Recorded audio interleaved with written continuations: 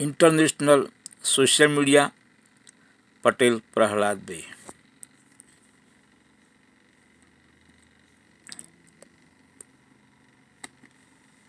आज इस बुलेटिन में बात होगी बिहार में फेल कानून व्यवस्था पर घिरी नीतीश सरकार की, फडणवीस के मंत्री को लेकर कोर्ट के फैसले पर महाराष्ट्र में हो रहे बवाल की, देखेंगे कैसे केंद्रीय मंत्री गडकरी के बयान से बढ़ी मोदी की मुश्किलें, पाकिस्तान में एक और आतंकी हमले को, जानेंगे क्यों आरोपों से घिरे पीएम मोदी और गृहमंत्री अमित शाह, और बुलेटिन के आखिर में बात झारखंड में बीजेपी की बढ़ी चिंता की। लेकिन दिन भर की तमाम बड़ी खबरों से पहले एक नजर आज की सुर्खियों पर। बिहार में बड़ी चुनावी सरगर्मियां, कांग्रेस की पलायन रोको नौकरी दो यात्रा चंपारण से हुई शुरू। कन्हैया कुमार ने इसे महात्मा गांधी की दांडी यात्रा से बताया प्रेरित। सपा सांसद डिंपल यादव का बड़ा बयान, कहा यूपी में पूरी व्यवस्थाएं भ्रष्टाचार में लिप्त दिखाई दे रही हैं। दिल्ली में जंतर मंतर पर मुस्लिम संगठनों का हल्ला बोल, 17 मार्च को वक्फ संशोधन बिल के खिलाफ करेंगे प्रदर्शन। जमीयत उलेमा ए हिंद के अध्यक्ष मौलाना अरशद मदनी ने सुप्रीम कोर्ट जाने की कही बात। यमन में हुती विद्रोहियों पर अमेरिकी सैन्य हमले के बाद ईरान की चेतावनी, किसी भी हमले का देंगे पूरी ताकत के साथ जवाब। अमेरिका ने हुती विद्रोहियों का समर्थन तुरंत बंद करने की दी थी धमकी। ये तो थी सुर्खियां, अब बात आज की सबसे बड़ी खबर की। बिहार में कानून व्यवस्था पर सवाल खड़े हो रहे हैं। पिछले कुछ दिनों में लगातार कई आपराधिक घटनाएं सामने आई हैं। हाल ही में 2 पुलिस अधिकारियों पर हमला हुआ और अब एक और मामला सामने आया है, जिसकी वजह से नीतीश सरकार सवालों के घेरे में आ गई है। आरजेडी नेता तेजस्वी यादव ने बिहार में पुलिस पर हो रहे हमलों को लेकर एक बार फिर मुख्यमंत्री नीतीश कुमार को निशाने पर ले लिया है। तो क्या कुछ कहा तेजस्वी ने, जानने के लिए देखिए ये रिपोर्ट। विपक्ष लगातार बिहार की लचर कानून व्यवस्था को लेकर नीतीश सरकार पर निशाना साध रहा है। 2 दिन पहले अररिया और मुंगेर से भीड़ के हमले में 2 पुलिसकर्मियों के मारे जाने की खबरें आई और ये हमला यहीं नहीं रुका। अब भागलपुर में भी ग्रामीणों ने पुलिस की टीम पर हमला किया, जिसमें कुछ पुलिसकर्मी घायल हुए हैं, जिसे लेकर आरजेडी नेता तेजस्वी यादव ने नीतीश सरकार को खरी खोटी सुनाई है। तेजस्वी ने एक्स पर वीडियो शेयर कर लिखा कि भागलपुर में पुलिस टीम पर जानलेवा हमला, सब इंस्पेक्टर समेत 4 पुलिसकर्मी घायल, शेष पुलिसकर्मी जान बचाकर भागे। विगत 3 दिनों में 2 एएसआई की जान जा चुकी है। मुख्यमंत्री अचेत है, उनसे गृह विभाग भी नहीं संभल रहा है। 20 साल से इनकी सरकार है, अब इस ध्वस्त कानून व्यवस्था का दोष किसे देंगे? नीतीश कुमार के कार्यकाल में सर्वाधिक पुलिसकर्मियों और अधिकारियों की जान गई है। उन्होंने आगे कहा कि इनके 20 सालों में 60,000 से ज्यादा नागरिकों की जान गई है। ये वो आंकड़े हैं जो एनसीआरबी की तरफ से रिपोर्टेड हैं। कितने दिन अखबारों और गोदी मीडिया को विज्ञापन नहीं देने के नाम पर डराकर इस राक्षस राज को छुपाते रहेंगे? जिनके भाई, बेटे और पिता गुजरे हैं, उनसे उनका दर्द पूछिए। इन घटनाओं को लेकर बिहार सरकार की काफी किरकिरी हो रही है, लेकिन बिहार के हालात सुधरते नहीं दिख रहे। इन घटनाओं को लेकर बिहार की एनडीए सरकार की काफी किरकिरी हो रही है, तो महाराष्ट्र में धनंजय मुंडे के बाद एनडीए सरकार के एक और मंत्री सरकार की किरकिरी कराते दिख रहे हैं। एनसीपी विधायक और मंत्री माणिक राव कोकाटे के मंत्री पद के साथ ही विधानसभा की सदस्यता भी संकट में दिख रही है। कोकाटे को 2 साल की सजा सुनाई गई थी, जिस पर बाद में नासिक सेशन कोर्ट ने रोक लगा दी। अब सेशन कोर्ट का पूरा फैसला सामने आ गया है, जिससे राज्य में सियासी पारा हाई हो गया है। तो क्या है कोर्ट के फैसले में, देखिए इस रिपोर्ट में। महाराष्ट्र सरकार में मंत्री माणिक राव कोकाटे मुश्किल में फंसते दिखाई दे रही हैं। फर्जी कागजात की मदद से सरकारी फ्लैट हासिल करने का उन पर आरोप है। इस मामले में उन्हें जिला कोर्ट ने 2 साल की जेल और 50,000 रुपए जुर्माने की सजा सुनाई थी। जिला कोर्ट के फैसले के बाद कोकाटे की विधायकी संकट में आ गई थी, क्योंकि जन प्रतिनिधित्व अधिनियम की धारा 8(3) के तहत अगर किसी नेता को 2 साल या उससे अधिक की सजा मिलती है तो उसकी सदस्यता रद्द हो जाती है और साथ ही वो 6 साल तक चुनाव नहीं लड़ सकता, वो किसी संवैधानिक पद पर नहीं रह सकता। कोकाटे अकोला जिले के संरक्षक मंत्री भी हैं। ऐसे में अगर ये सजा बरकरार रहती है तो कोकाटे का मंत्री पद के साथ विधानसभा की सदस्यता भी चली जाती, लेकिन सेशन कोर्ट ने कोकाटे की सजा पर रोक लगा दी। नासिक सेशन कोर्ट ने कोकाटे को राहत देते हुए कहा कि अगर कोकाटे की 2 साल की जेल की सजा को बरकरार रखा जाता है तो उनकी विधायकी रद्द हो जाएगी और फिर से चुनाव कराने होंगे। इससे सरकार का पैसा खर्च होगा, जो वास्तव में जनता का है। अगर बाद में कोकाटे की अपील सफल होती है तो भी उनकी विधायक और मंत्री पद की बहाली संभव नहीं होगी, जिससे उन्हें बड़ा नुकसान होगा। कोर्ट ने ये टिप्पणियां करते हुए सजा पर रोक लगा दी, जिससे कोकाटे की विधायकी और मंत्री पद दोनों ही बच गए। लेकिन सेशन कोर्ट की टिप्पणियों से विपक्ष का गुस्सा भड़क उठा है। विधानसभा में कांग्रेस के नेता विजय वडेट्टीवार ने कहा कि कोर्ट की ये दलील हास्यास्पद है कि सजा सुनाने से चुनावी खर्च बढ़ेंगे, इसलिए कोकाटे को स्टे दिया गया है कोर्ट अगर इस तरह की दलील देगा तो लोग न्याय के लिए किसके पास जाएंगे? अगर कोई शख्स किसी की जान ले लेता है तो भी कोर्ट इस तरह का कोई तर्क देगा क्या? किसी ने भी अपराध किया है तो उसे सजा जरूर होनी चाहिए। शरद पवार की अगुवाई वाली एनसीपी से विधायक रोहित पवार ने भी इस पर तीखी प्रतिक्रिया दी है। रोहित पवार ने कहा कि नासिक सेशन कोर्ट का फैसला दुर्भाग्यपूर्ण है। चुनावी खर्च देखने का काम अदालत का नहीं है। मैं हाई कोर्ट और सुप्रीम कोर्ट से अपील करता हूं कि वो इस मामले का संज्ञान लें और उचित कार्रवाई करें। कोकाटे की सजा पर रोक लगाने का कोर्ट का ये फैसला विवादों से घिर गया है, तो चर्चा में केंद्रीय मंत्री और बीजेपी के दिग्गज नेता नितिन गडकरी का बयान भी है। वो अक्सर ही ऐसे बयान दे जाते हैं जो मोदी के लिए मुसीबत बनते हैं। मोदी देश में हिंदू मुस्लिम राजनीति का नैरेटिव बनाने में जुटे हैं, वहीं गडकरी ने ठीक इसके विपरीत बयान दिया है। तो इस बार किस तरह गडकरी ने फंसा दिया मोदी को, देखिए इस रिपोर्ट में। केंद्रीय मंत्री नितिन गडकरी अपने बेबाक बयानों के लिए अक्सर सुर्खियों में भी रहते हैं। अब उनका एक और बयान आया है जिसमें उन्होंने अल्पसंख्यकों पर बड़ी बात कही, साथ ही जाति की राजनीति पर कहा कि वो अपने सिद्धांतों पर कायम रहेंगे, फिर चाहे वो चुनाव में हार क्यों न जाए या फिर उन्हें मंत्री पद गंवाना पड़े, लेकिन कभी भी समझौता नहीं करेंगे। गडकरी ये भी कहते नजर आए कि जो करेगा जात की बात उसके मारूंगा कस के लात। तो सुनिए क्या कुछ कहा नितिन गडकरी ने।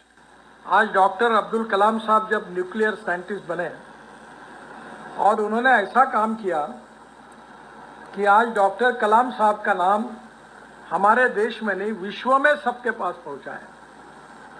और इसलिए मैं एक बात पर विश्वास रखता हूं कि कोई भी व्यक्ति उसकी जात, पंथ, धर्म, भाषा और सेक्स से बड़ा नहीं होता, उसके गुणों से बड़ा होता है।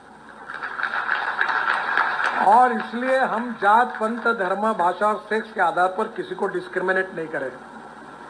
मैं तो राजनीति में हूँ, यहाँ तो बहुत बातें चलती है, तो मैंने कहा नहीं, जो मैं मेरे हिसाब से चलूंगा, जिसको देना वोट देगा, नहीं देगा वो नहीं देगा। बहुत जाति वाले लोग मुझे मिलने के लिए आते हैं, तो मैंने उनको सबको मिलकर 50,000 लोगों में कह दिया, जो करेगा जात की बात उसको कस के मारूंगा लात। तो मुझे मेरे मित्रों ने कहा कि ये कहकर तुमने बड़ा नुकसान किया है।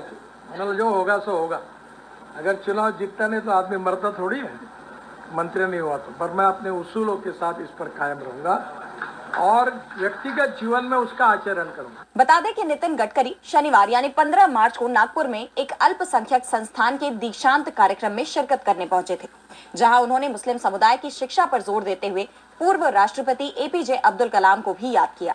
गडकरी ने कहा कि मुस्लिम समाज में 5 ही धंधे सबसे लोकप्रिय हुए हैं: चाय की टपरी, पान ठेला, कबाड़ी की दुकान, ट्रक ड्राइवर और क्लीनर। अगर मुस्लिम समुदाय से ज्यादा इंजीनियर, आईपीएस और आईएएस अधिकारी आएंगे तो सभी प्रगति करेंगे। उन्होंने कहा कि कोई व्यक्ति अपनी जाति, संप्रदाय, धर्म, भाषा या लिंग से नहीं जाना जाता, केवल अपने गुणों से जाना जाता है। इसलिए हम जाति, संप्रदाय, धर्म, भाषा या लिंग के आधार पर किसी के साथ भेदभाव नहीं करेंगे। मैं तो राजनीति में हूँ और यहाँ ये सब चलता रहता है, लेकिन मैं इससे इनकार करता हूँ। जिसको वोट देना होगा देगा, नहीं देना होगा नहीं देगा।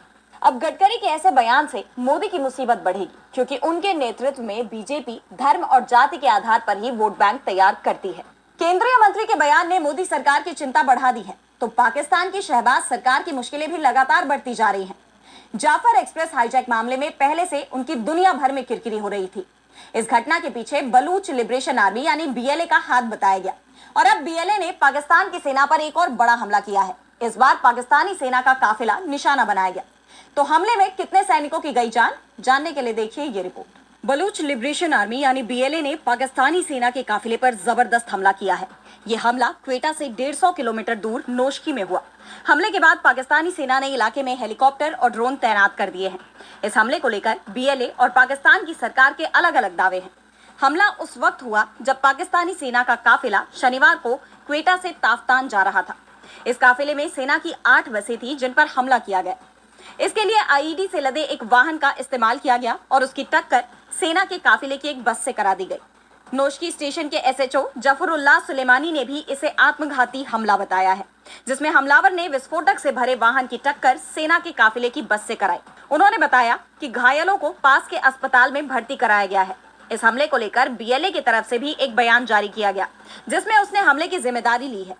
बीएलए ने कहा कि बीएलए की फिदायीन यूनिट द मजीद ब्रिगेड ने नोशकी में आरसीडी हाईवे पर पाकिस्तानी सेना पर हमला किया है। सबसे पहले सेना की एक बस को निशाना बनाया गया। इस हमले के तुरंत बाद बीएलए की फतेह स्क्वाड ने सेना की दूसरी बस को पूरी तरह से घेर लिया और उसमें सवार सेना के सभी सैनिकों को मार गिराया। इस तरह हमने पाकिस्तानी सेना के 90 जवानों को ढेर कर दिया।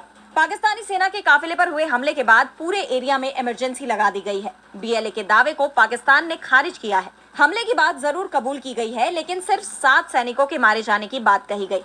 हमले को लेकर बलूचिस्तान के मुख्यमंत्री सरफराज बुख्ती ने कहा कि बलूचिस्तान की शांति से खेलने वालों का खात्मा बहुत बुरा होगा। ये कायराना हमले हमारे हिम्मत को नहीं तोड़ सकते। हर कीमत पर हम शांति को कायम करेंगे। ये जंग तब तक जारी रहेगी जब तक आखिरी विद्रोही नहीं मारा जाता। बता दें कि 5 दिन पहले ही बीएलए ने एक पैसेंजर ट्रेन का अपहरण कर लिया था। बीएलए ने दावा किया था कि उसने सभी 214 बंधकों की जान ले ली है, जबकि पाकिस्तानी सेना ने कहा था कि उसके सिर्फ 28 सैनिकों की जान गई है। पाकिस्तान में लगातार एक के बाद एक हमलों की खबर आ रही है, जिन्हें लेकर शहबाज सरकार सवालों से घिर गई है। इस बीच यूपी के संभल में शाही जामा मस्जिद को लेकर चल रहे विवाद को लेकर भी एक बड़ी खबर सामने आई है। हाल ही में मस्जिद कमेटी ने इलाहाबाद हाईकोर्ट से मस्जिद की रंगाई पुताई की इजाजत मांगी थी, जिस पर हाईकोर्ट ने अपना फैसला सुना दिया था और अब एएसआई की टीम फिर से संभल पहुंच गई है। तो क्या है पूरी खबर, देखिए इस रिपोर्ट में। Hand battered North Atlantic cod with savory में शाही जामा मस्जिद की रंगाई पुताई का काम शुरू हो गया है। भारतीय पुरातत्व सर्वेक्षण यानी एएसआई टीम की निगरानी में रंगाई पुताई की जा रही है। मस्जिद की रंगाई पुताई के लिए एएसआई की टीम अपने साथ मजदूर लेकर आई है। पहले सफेद रंग से पुताई हो रही है। मस्जिद कमेटी के सदर जफर अली एडवोकेट समेत कमेटी के अन्य सदस्य भी मौके पर मौजूद हैं। शाही जामा मस्जिद के सदर जफर अली ने कहा कि मस्जिद की रंगाई पुताई का काम शुरू हो गया है। 9 से 10 मजदूर पुताई के काम में लगे हैं। सोमवार को और मजदूर बढ़ा दिए जाएंगे। हाईकोर्ट के निर्देश के अनुसार पुताई का काम किया जा रहा है। अभी मस्जिद की बाहरी दीवारों पर पुताई का काम किया जा रहा है। मजदूरों को दिल्ली से लाया गया है और पुताई के लिए 7 दिन का समय मिला है। बता दें कि हाल के दिनों में इलाहाबाद हाईकोर्ट ने संभल की शाही जामा मस्जिद की कमेटी को मस्जिद की बाहरी दीवारों पर रंगाई पुताई करने की इजाजत दी थी। कोर्ट ने मस्जिद कमेटी की अर्जी को आंशिक रूप से स्वीकार करते हुए ये आदेश दिया था कि रंगाई पुताई सिर्फ मस्जिद की बाहरी दीवारों पर ही की जा सकती है। इसके अलावा हाईकोर्ट ने कहा था कि बाहरी दीवारों पर लाइटिंग भी लगाई जा सकती है, लेकिन ये काम किसी भी ढांचे को नुकसान पहुंचाए बिना किया जाना चाहिए। मस्जिद कमेटी ने ये याचिका इलाहाबाद हाईकोर्ट में दाखिल की थी, जिसमें उन्होंने रंगाई पुताई कराने की इजाजत मांगी थी। संभल में शाही जामा मस्जिद को लेकर छिड़े विवाद ने देश में सांप्रदायिक तनाव पैदा कर दिया है, जिसे लेकर विपक्ष सरकार पर हमलावर है। मोदी सरकार पर विभाजनकारी नीति अपनाने के आरोप लग रहे हैं। इसे लेकर शिवसेना उद्धव गुट के मुखपत्र सामना में पीएम नरेंद्र मोदी और गृह मंत्री अमित शाह पर गंभीर आरोप लगाए गए हैं, जिस पर हंगामा मचना तय है। तो क्या आरोप लगाए गए हैं पीएम और शाह पर, जानने के लिए देखिए ये रिपोर्ट। शिवसेना उद्धव के मुखपत्र सामना में पीएम नरेंद्र मोदी और गृह मंत्री अमित शाह पर गंभीर आरोप लगाए गए हैं। मुखपत्र में लिखा गया कि मोदी शाह का राज एक दिन जाएगा, लेकिन जाते जाते वो देश को टुकड़ों में बांट कर जाएंगे। सामना में लिखा गया है कि पिछले 10 सालों में भारत में हिंदू और मुसलमान 2 अलग अलग राष्ट्र बन गए हैं। ये माहौल बंटवारे जैसा है, जैसे शिवाजी के इतिहास को बदलना और हिंदू मुसलमानों के लिए अलग दुकानों की मांग करना। ये सब एक सोची समझी मूर्खता है जो भारत को हिंदू पाकिस्तान की ओर धकेल रही है। सामना में आगे लिखा गया है कि देश में आज जो सांप्रदायिक और धार्मिक नफरत बढ़ी है, वो बंटवारे से पहले भी इसी तरह दिखाई दे रही थी। आज यहाँ के कुछ हिंदू नेता जिन्ना की भूमिका में आ गए हैं। ये देश के लिए खतरनाक है। संजय राउत ने अपने लेख में यहाँ तक लिखा है कि भारत में हिंदू और मुसलमान 2 अलग अलग राष्ट्र बन गए हैं। विपक्ष बीजेपी पर सांप्रदायिक राजनीति करने का आरोप लगाता रहा है। हाल ही में रमजान का जुमा और होली एक ही दिन पड़े थे, जिसके लिए बीजेपी के कुछ नेताओं ने मुसलमानों को होली के दिन घर में ही रहने की हिदायत दी थी, जिसके बाद काफी बवाल भी हुआ था। और अब सामना में छपा लेख किसी की तरफ इशारा करता दिख रहा है। ऐसे में हंगामा मचना तय है। और बुलेटिन के आखिर में बात झारखंड में बीजेपी की बढ़ी चिंता की। तो झारखंड की राजनीति में इस बात की अटकलें तेज है कि सीएम हेमंत सोरेन की भाभी सीता सोरेन जल्दी ही जेएमएम में वापसी कर सकती हैं।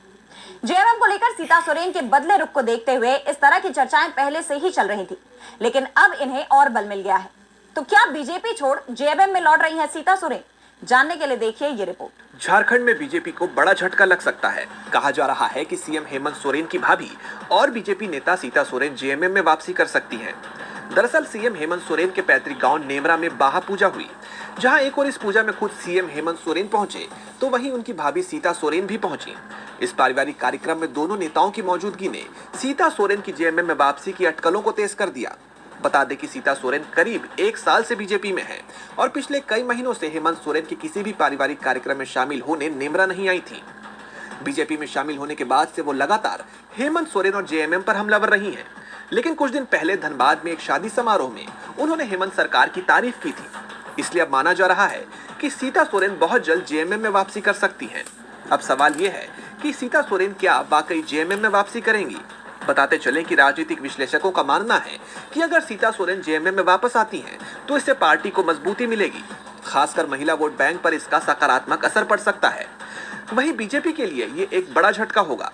अब आने वाले दिनों में सीता सोरेन क्या फैसला लेती हैं, ये देखना होगा। तो आज इस बुलेटिन में इतना ही। आप देखते रहिए